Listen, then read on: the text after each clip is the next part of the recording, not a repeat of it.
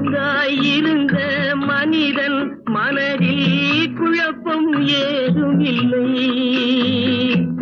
குடும்பம், மனைவி, அண்ணன், தம்பி, கூட்டம் சிறிதும் இல்லை. ஆசை பாசம் காதலில் விழுந்தான், அமைதியை காணவில்லை. அலைந்தான், தவித்தான், துடித்தான், மடிந்தான், யாருக்கும் லாபம் இல்லை. படைத்தானே